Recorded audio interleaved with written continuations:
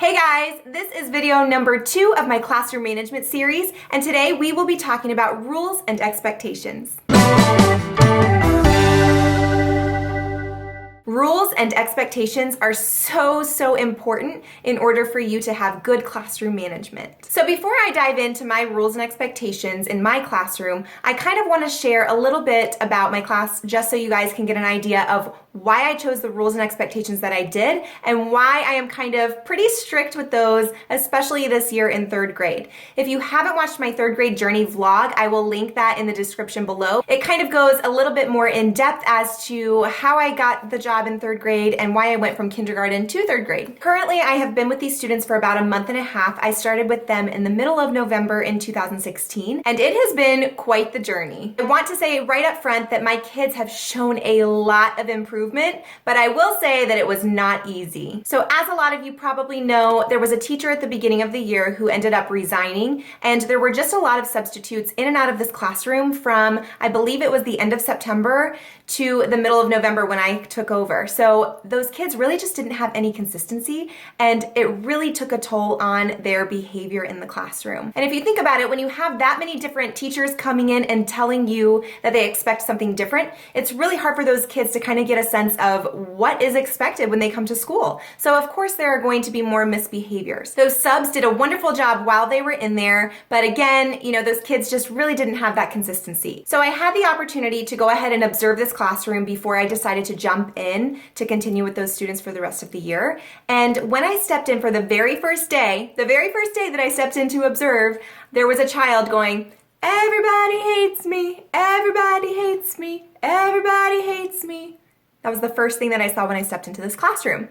So I said, okay, well, this is going to be a little bit of a challenge, but I told the principal I am up for the challenge. Anything that I can do to make myself a more well-rounded teacher and to have more experiences and different kinds of experiences, I'm all for it. I observed for, I believe it was about 2 or 3 days, and just to kind of give you a rundown of the dynamic of this classroom, I'm going to list out just a couple of things that I saw while I was doing my observations. So a lot of the tables were lowered to the ground, which is absolutely wonderful. However, it did not work for this class. There were students literally under the tables, crawling around under the tables, laying underneath the tables during reading and math lessons. They were not paying attention at all. They were also running on top of the tables. Running on top of the tables. I have never seen that ever in my entire life. Oh my goodness, running on the tables, guys. Okay. I also saw pencils flying across the room and paper airplanes flying across the room.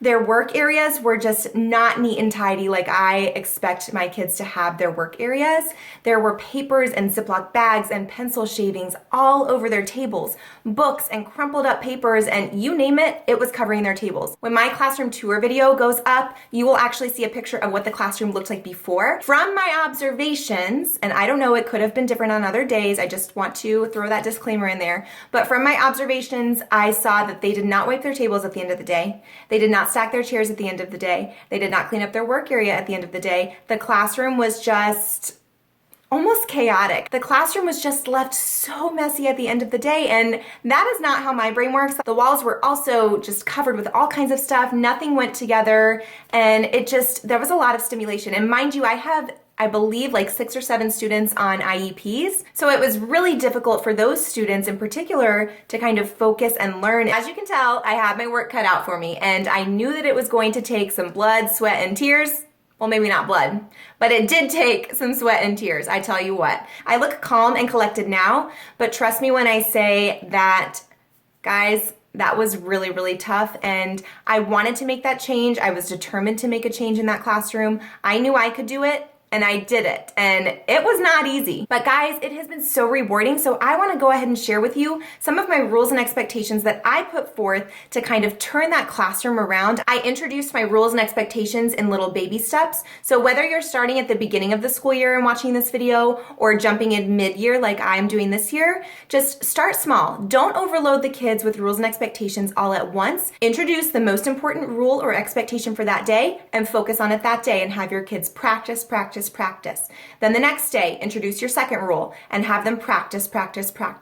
And then eventually they will know all of your rules and your expectations, and your classroom will run very smoothly, and they will have time to practice in a way that meet your expectations. So I told you some of the things that I saw when I was in my observations. Well, then I started in the classroom on my own on November 16th. I believe was that a Tuesday or Wednesday, I believe. And of course, I just have to throw it out there. Mother Nature decided to visit me on that day, or Aunt Flo, as some of you guys may know her as. But of course, that had to happen. She had to come visit me on my first day in that challenging classroom. So you can imagine how my first week went. So since I did start kind of in the middle of the week, I went ahead and left the classroom as it was because I didn't want to kind of change everything up all at once from one day to the next, just because that would be kind of shocking to the students. And I didn't want them to kind of overreact to all of the changes happening. So I went ahead and introduced my rules, my expectations, and my classroom changes piece by piece. So because the students were used to all of these substitutes coming in and out,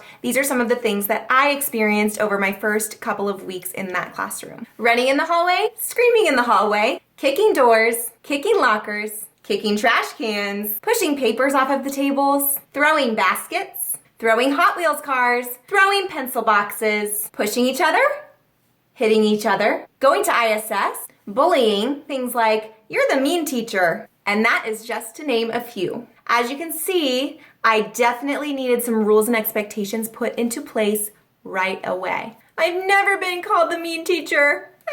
I've always been called the nice teacher. Guys, that broke my heart. That seriously broke my heart. I do not consider myself a mean teacher. However, I did have to be very strict with them. That's what I had to do in order to get them to turn that behavior around. Making the change in this classroom was so tough. It was so tough. Like, I had to take my own advice and never give up. It's like what we tell our students. Never give up. Keep trying. Keep trying. I know you can do it.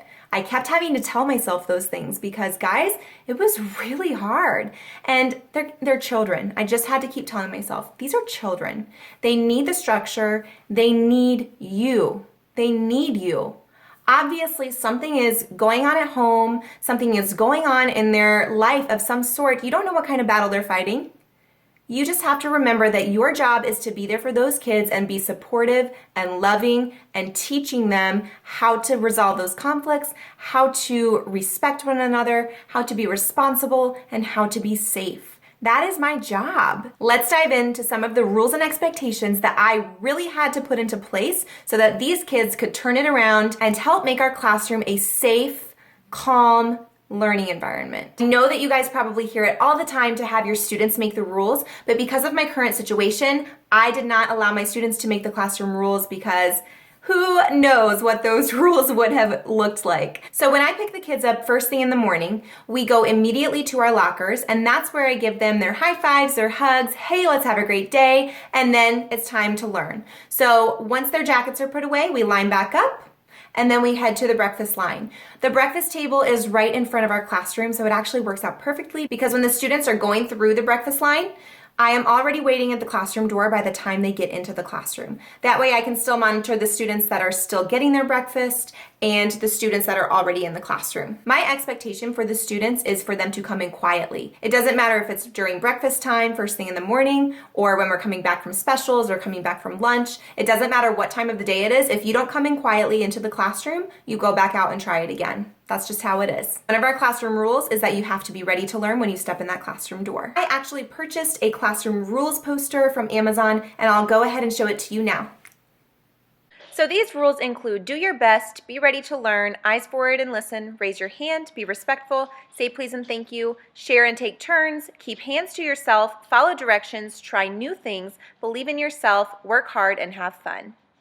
I will make sure to put a link for this classroom rules poster in my description box below so that you can purchase it if you want to. Some of the more obvious rules and expectations that I have added to this list include no students under the tables, which they have since been raised, which helps a lot because it's not like a cozy cave or something. It's just a regular table. It's not as fun. No toys of any kind unless it is a specific stress reliever or a calming caddy that is given to a student by a teacher. Students are to walk in the hallway quietly. We are really working on being mindful of the other classes. It is not fair to the students in other classes who are trying to listen and learn when students are walking super loud, yelling and screaming and kicking things in the hallway. That is not okay. So they have to walk in the hallway quietly, and if they do, I give them a class dojo point. Their work area is to stay neat and clean. The only thing that is allowed on their table is their pencil box. If a student has glasses, their glasses case is allowed to be on there as well, but nothing loose, just their pencil box, that's it. My expectation is that your work area stays nice and neat and clean because that's the way that you will be able to focus and learn. One of the very first things that I wanted to do in this classroom was eliminate the distractions because I think that that is actually what caused a lot of the misbehaviors, is that there were so many distractions around the room, all over the walls, and all over their tables. They just couldn't focus. So it was crucial for me to have them keep their work area nice and neat and tidy. Another rule that I've added to this list is if it doesn't belong to you, don't touch it. This was a huge one for my kiddos. So I don't know what it is about something that just doesn't belong to you, but kids just kind of flock towards it. And whether it's something of mine or something of another student's, or if it is another student and they're like poking someone else, I mean, I don't know what it is about that, but kids love to touch things that don't belong to them. I don't understand. So one of the rules that I established in my classroom, again, from the beginning, was if it does not belong to you, don't touch it. Plain and simple. Another expectation is that the students must be kind to one another. We needed to focus on stopping all of these unkind actions and unkind words that were happening because it was really a big issue. So since I have put all of these rules and expectations into place, and I know it's a lot, typically I would not have this many classroom rules. I mean, if I started from the beginning of the year, I feel like I might not need as many classroom rules because I would have established that foundation from the very beginning with these kids. But just to kind of get this class like huddled back in and kind of focused and say, hey, why are we at school? We're here to learn. We are here to learn. In order to do that, I had to stick to a lot of classroom rules and expectations because they did get a little off track since there were so many people in and out of the classroom and that consistency just wasn't there, which is absolutely understandable. I can't blame them for that because they're kids. They just were like, oh, this teacher lets us do something this way. Oh, this teacher lets us do something that way. So it just happened the way it happened, and these rules and expectations were super important. It doesn't matter what kind of school or the grade or the type of students that you have, just establish rules and expectations from the beginning, especially if you are a first-year teacher, because I promise it will make your life so much easier. Guys, these kids have seriously warmed my heart so much. I just adore them and they have improved so much. I cannot tell you guys how much these kids have improved. They are much kinder to one another now. I have had no students going to ISS at all, like since even before Christmas break, a couple of weeks before Christmas break. I haven't had students going to ISS. They haven't been bringing toys or anything that will distract them into the classroom. Hooray! That was a huge one, huge. I don't know if I mentioned this earlier, but I did have a student throwing Hot Wheels cars across the room. Hot Wheels cars, first of all, those should not be in the classroom. Second of all, ouch, dangerous. I have literally had people coming into my classroom saying, oh my goodness, this is like a different class. And it is. That's how important rules and expectations are. Set those ground rules for your kids. The kids might not know that they need structure. They might tell you, you're the mean teacher, or I don't have to listen to you, or I don't like you. Well, you know what? You're not there to be their best friend. You can be there to talk and chit chat with them once you guys have established that relationship, but really, those kids need structure even though they may not know it yet. The kids that I had to kind of redirect the most, those are the ones that come up to me and give me big hugs and say, I love you, Mrs. Nichols, I love you. Those students needed that. They didn't know they needed it, but they needed it. They did. They needed someone to expect a lot of them and hold them accountable for their actions. That's how they learn. That's how they grow as a person. Just remember, no matter what, you are making a difference. And even if it's tough, stick it out. You are making a difference. All right, guys, I hope you found this video helpful. If you did, please make sure to give it a thumbs up. Also, please subscribe to my channel for future videos. But before you go, drop a comment down below and let me know what rules and expectations you have for your students that I didn't mention in this video. That way we can kind of bounce ideas off of each other and learn and grow together. All right, I'll see you guys next time. Bye.